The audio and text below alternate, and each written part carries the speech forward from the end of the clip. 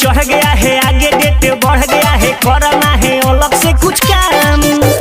दिल दिमाग लगाई के सबको बुलाई के मैया के सजाएंगे धाम। नवरातन चढ़ गया है आगे डेट बढ़ गया है करना है अलग से कुछ काम। दिल दिमाग लगाई के सबको बुलाई के मैया के सजाएंगे धाम। की चुनारी लंदन से लाएंगे मैया जी पर जोड़े चढ़ाएंगे। कि चुनारी लंदन से लाएंगे मैया जी पर जोड़े चढ़ाएंगे।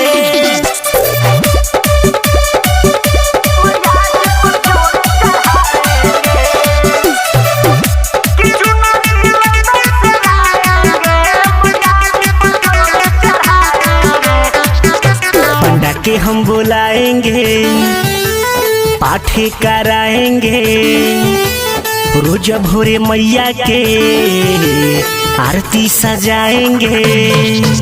पंडा के हम बुलाएंगे पाठ कराएंगे रोज भोरे मैया के आरती सजाएंगे। कि चुनारी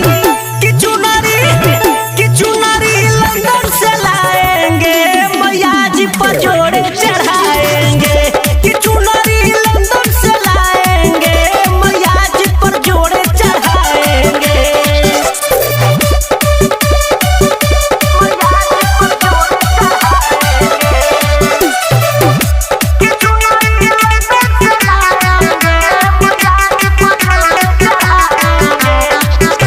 मैया के नाम ले के शीश झुकाएंगे बुलेट पिंटू से भजन गवाएंगे। मैया के नाम ले के शीश झुकाएंगे बुलेट पिंटू से भजन गवाएंगे। कि चुनारी